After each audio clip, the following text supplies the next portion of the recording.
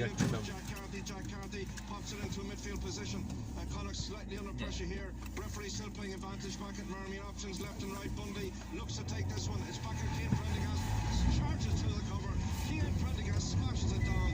It's a try for Connacht. Bundy was certainly helping him out in terms of pulling the Leicester player off.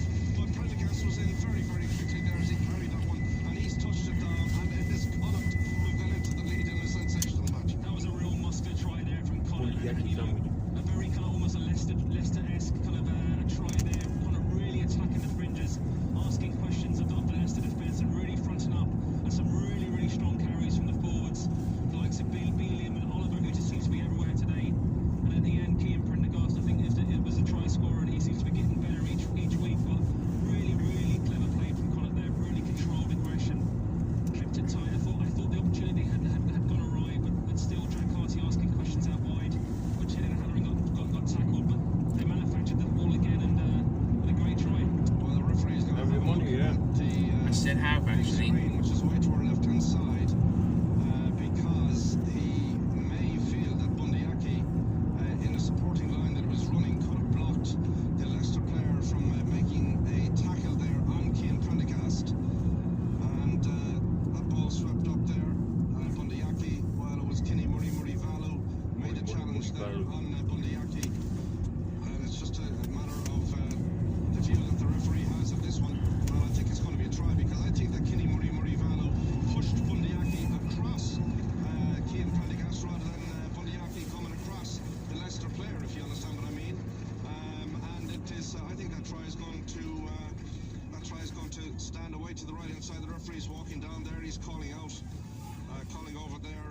Ellis Genge, who's the team captain, is going to describe to him exactly what happened there.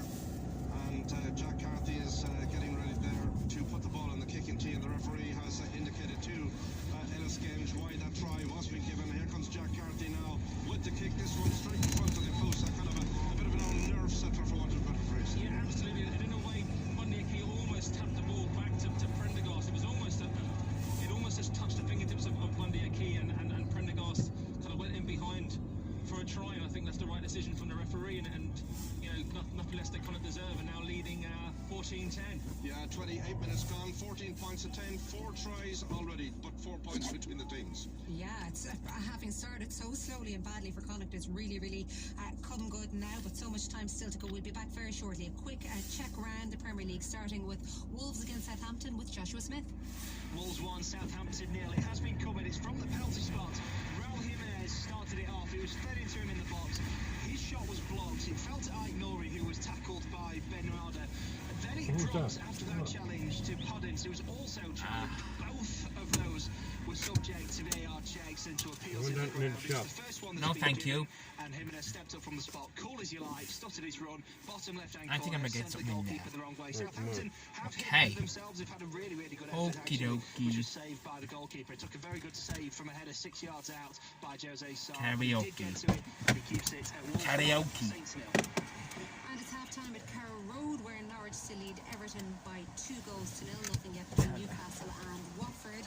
Over to the O'Byrne Cup in Gaelic football, Longford against Dublin. Port.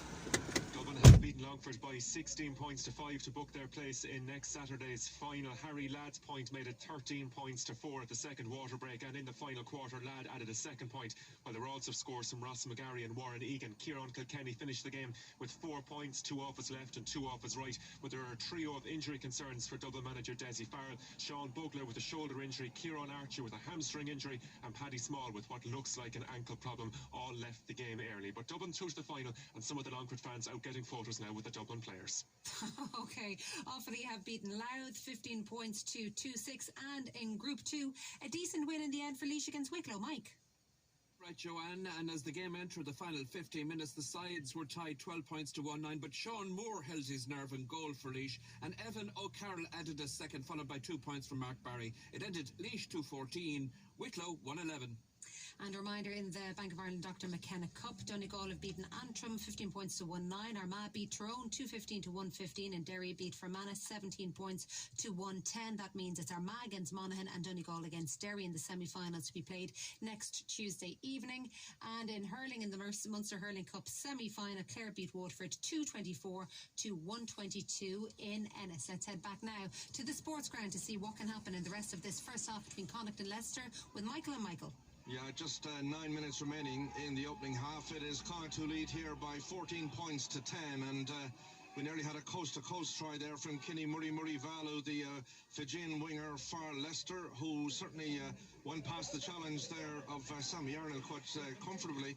But he lost control of the ball as they ran towards the 22-metre line. There's a scrum as John Porch, Connacht turned the ball over, but John Porch knocking it on. It's a scrum to Leicester, which they have done a number there on Connacht at scrum time, and it is being kicked into touch, so it's a line-out throw now for Leicester Tigers, 7 metres short of the line, 4 points between the teams, 31 minutes gone, 14 points to 10, 2 tries each. Here comes Nick Dolly with the line-out throw now for Leicester Tigers, 6 short of the line on the near side, fires it towards the centre of the line out there, and Connacht, well, just caught towards the tail end of the line out there, may be available here now as they try and go through Route 1, Leicester Tigers that is, but the Connacht player who's defending is kind of slightly isolated as Richard Wigglesworth looks to gather that one now. He's only about 2 or 3 metres short of the line, 10 in from the touch line on the near side of the pitch as he moves it into a central midfield position. Good strong challenge there by Bundy Aki, lets it there for Wigglesworth, straight in front of the post, away to the right hand side. Freddie Burns moves it out, it's knocked backwards there now by Tiernan O'Halloran. Tiernan O'Halloran has control of it now as he tries to intercept, and it's available here for Connacht now. Shane Dillahunt piles in to try to gather that one across on the far side of the pitch now, and it is available here as the ball is swept back and is taken there and kicked towards the touchline. Across on the far side of the pitch. Freddie Stewart has control of it, comes forward with that one, and certainly they're doing well in terms of not trying to keep the ball in field and not kick it into touch. Yeah, on that occasion, I think it was Matt Healy kind of kept the ball in actually was trying to, should have actually, but no, he should have probably kicked it into touch and put Connacht under pressure there. I know their kind of game plan is to keep the ball in field today, but on that occasion they kind of got away with it, and then Leicester kind of threw the ball into touch there. Murray-Valu running inside line, the ball was thrown outside him, and it gives Connacht a little bit of a respite. But I thought there was an opportunity there. I think it was Tiernan O'Halloran who made a great read in defence and caught the ball for a split second there. If the pass went to John Porch, it could have been an 80-metre sprint for the line. But Connacht just need to reset now. They've absorbed a bit of pressure in the kind of last couple of minutes, and I think it's a well-needed break for both teams. Well, it's interesting actually, Michael, isn't it, that Leicester are sort of now being suckered into the type of game that Connacht are trying to play, so they're trying to emulate what they're doing, which certainly opens up a lot of space and is something that could play to the advantage of Connacht as this first half unfolds, with 7.5 minutes remaining in that opening half of the match. Yeah, absolutely. As you said, before the game, the likes of Wigglesworth and the team, he's only really going to do really one thing as a distributor and kind of kicking for pressure. But on that occasion, the ball went into touch. Well, that ball from Shane Dillahunt over the tail end of the line out there. And Connacht, well, that's a poor execution, but Leicester came charging forward to try and gather that one. And the Leicester player who slid along the ground to try and take the ball has knocked it on just outside the 22-metre line. And it's going to be a scrum. The scrum will be to Connacht, who will hope to get the ball into the scrum quickly and out quickly, because that's a big pressure point from Leicester so far in this match. Yeah, in the last scrum, it was Connacht's loose head Matthew Burke who was deemed to be collapsed in the scrum. I think Finlay Bealham has given away one away, but as has Leicester as well. But you feel like, as you said, Kieran Moore may be looking to get it to channel one, quick heel back, and the ball to Jared Butler to quickly distribute to Jack Carty or what Bundy Aki may be running a hard line. Yeah, the referee is on that side of the pitch, our side of that scrum there now, with Matthew Burke and Joe Hayes. He's blown the whistle. The scrums are incredibly messy, to be fair. That one has collapsed onto the ground. 33.5 minutes gone. Connacht playing towards the College Road end of the ground. It's a bit disruptive from their point of view, isn't it? Yeah, you can see there both Finlay Bealham. A lot of movement there. Finlay Bealham's legs and Ellis Genge's legs were both moving. They were both kind of looking to chase each other there, which obviously isn't great for the stability of the scrum. Hence, it went all over the shop, and the referee might be asked to come around on the far side of the scrum to see. But both players were illegally kind of almost chasing their feet up. So it'd be interesting to see how this one pans out. 6 minutes remaining, opening half. Connacht ahead, 14 points to 10, having been 10 points to 0 down early on in this game. And here comes Marmion now with this scrum feed. Ellis Genge is nearly upside down on the ground on the near side of the pitch, and the referee has just had a chat there with the assistant referee on the near side. I mean, Ellis Genge was practically halfway to Clifton there. I mean, he was so far up in the air, and he's been right royally done there by Finlay Bealham on that occasion, and it's a penalty. And here comes Jack Carthy then. Jack Carthy from outside the 22-metre line, and he smashes the ball into touch on this near side of the pitch, and it's going to be a line-out throw. The line-out throw will be for Connacht just inside the Leicester half on this near side. Yeah, absolutely. That was the right decision there, and Finlay Bealham had a really strong base there, really strong feet planted, and Gens was always kind of trying to up against it there, and hence they're giving away the penalty. And I think that's about the fourth offence now, and from both sides in the scrums, which have been pretty messy, but gives opportunity for Connacht now to shorten the line-up with a 5-man line-out and try something in the midfield, no doubt. Well, the referee just walking in between the two front rows there to get himself sorted out. Oisin Dowling grabs that one, is taken here, swept infield. Good look there by Jared Butler, took the pass there from Jack Carthy, moves it out now, and here comes Marmion on the near side. There was a ball popped out on the near side of the pitch now as Murray tries to bring it there towards the 10-metre line, 5 in for the touchdown. Jared Butler out towards Jack Carthy. Here comes Sammy Arnold, good strong run from him, carries it over the half-a-line towards the 10-metre line, swept away to the left-hand side. Jack Carthy kicks it up in the air. They go chasing after that one, and the ball is hammered back, and all of a sudden Kenny Murray Vallow is to chase back to gather that one. Now the ball has been hammered back into the 22-metre line, and Kenny Murray Vallow comes on the counter-attack now. He's tackled that by Matthew Burke as he tried to bring it towards the 22-metre line, his own one. Richard Wigglesworth looks to gather that one there now, well inside the 22, sweeps it back there now towards the fullback Bryce Hegarty, and he hammers that one towards the touchline across on that far side of the pitch. It's a good, strong, relieving kick, but I'll tell you what, Connacht is certainly finding a lot of holes in that Leicester defence now as we approach half-time. Yeah, and it's definitely a game plan from Connacht. We talked about it earlier in the half, but they're definitely targeting the short side. On that occasion, Carty just had a lovely floating ball to Noel Murray on the right-hand wing. Little chip kick from Jack Carty, went to leg. I think he was trying to say that he was tackled after he kicked the ball, but it wasn't given. But a great, to be fair, relieving kick from Hegarty to find the halfway line. But Connacht really dangerous, really asking questions, different kind of pitches to the Leicester defence that probably are not seen week in, week out in the Gallagher Premiership. Here comes Shane Delahunt with the line-out throw, far side, short of the half-line in front of the Clan Terrace. Well taken by Oisin Dowling, far side of the pitch. The ball swept in. Here comes Marmion now, moves it back and feel a chance here now as he tried to find Matt Healy, but a soft pass, which meant that he couldn't grab control of it. He's knocked it on, and it's going to be a scrum. And the crowd, well, they're reacting to a late hit there, I think, on Kieran Marmion after he had actually passed that ball. He's taken out of it there in a midfield position. I don't know, well, the referee is actually having a look at the big screen away to our left-hand side. So too is the assistant referee on this near side of the pitch. It's interesting. All three officials are having a sort of peek back to see if they could spot something. They do have a television match official on duty as well, but he hasn't called the referee's attention at all, so they must feel that the hit there on Kieran Marmion was okay-ish, for want of a better phrase. Yeah, you can almost see Renaud just trying to delay the All right, Jaxie. Yeah, not the ball over, but you know, his first appearance of the season. Great to see Connacht's all-time try-scoring player back in the fold this season, and you know, replacing Mac Hansen, who's out with a calf injury for a couple of weeks. But yeah, great to see Healy back in action. Here comes Wigglesworth, taps that one in. Jasper Visa tries to gather that. Visa pops it back towards Wigglesworth, switches direction back towards Freddie Burns, who is at his own half, kicks it down line, taken there now spectacularly by Tiernan O'Halloran, and Tiernan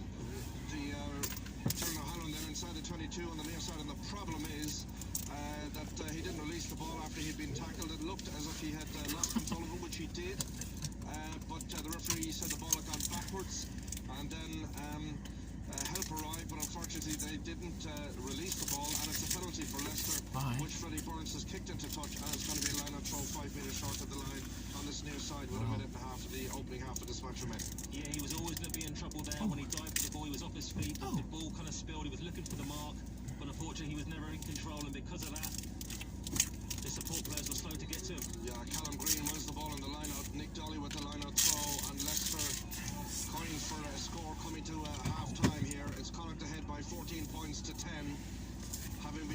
points to nil down. Richard Wigglesworth looks to get at that one there now.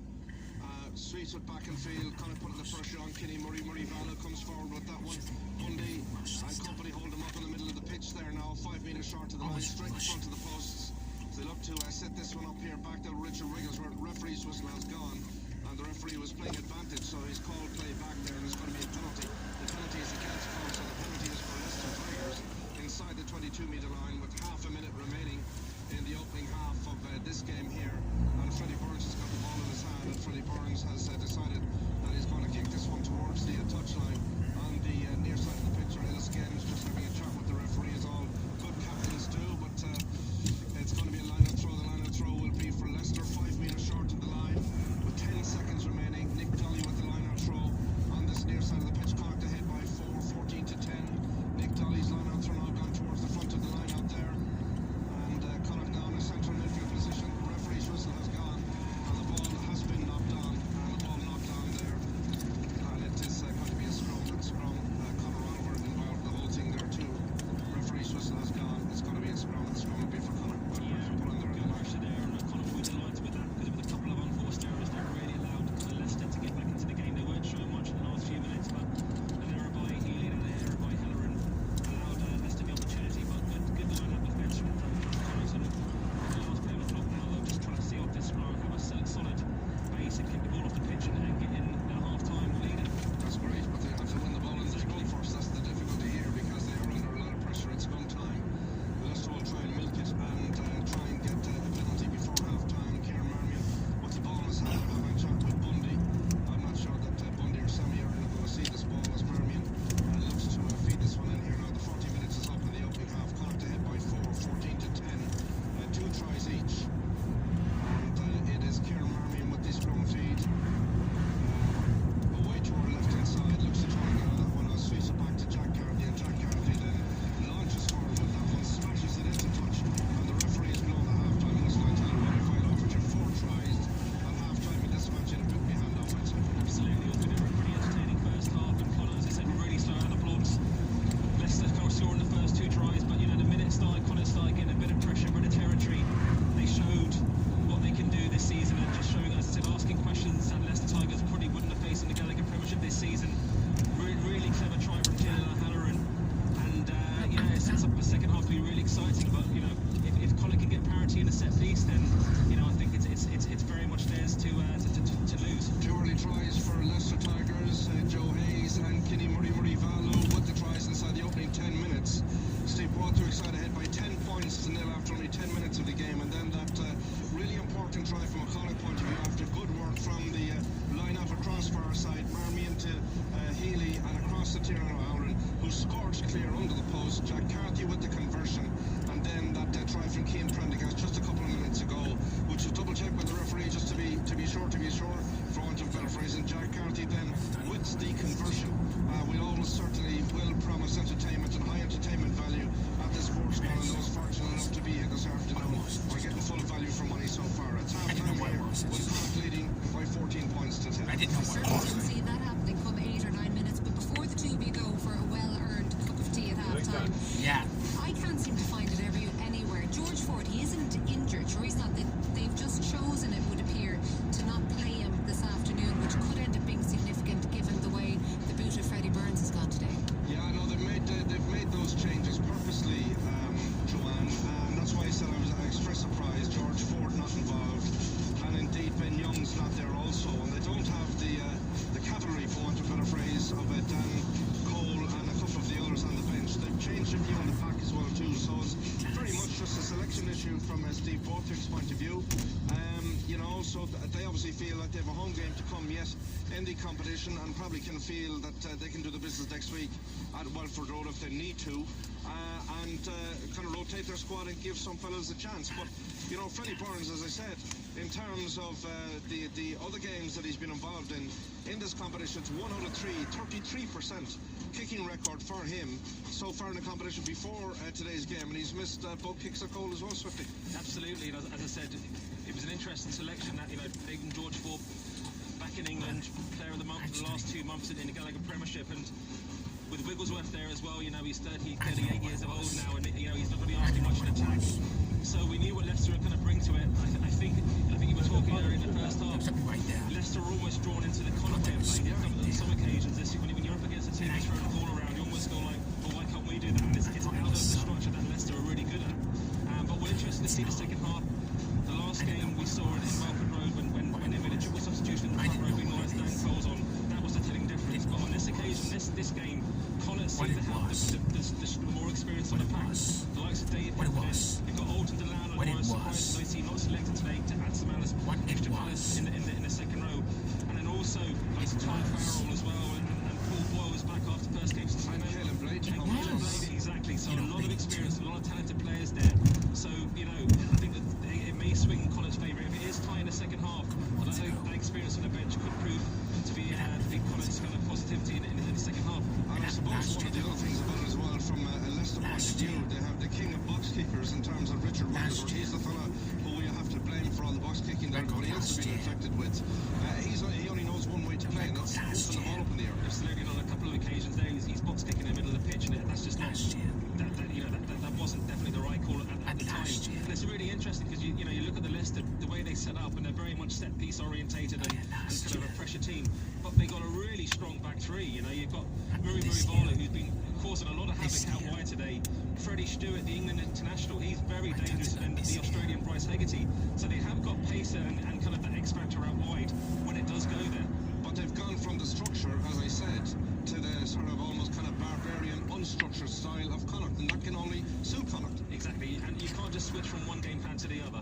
If you are set up to play a certain way, the minute you go out of that, players are in the wrong positions. They're not kind of second guessing what the ball carrier is doing, and on a few occasions the ball's just gone to touch. Whereas Connacht, that's their game plan. Everyone knows their roles and they stick to it. Well, they certainly are sticking to it. They've really turned it around at half-time to lead by that 4 points. 14 points to 10. The only pity is that there aren't more people in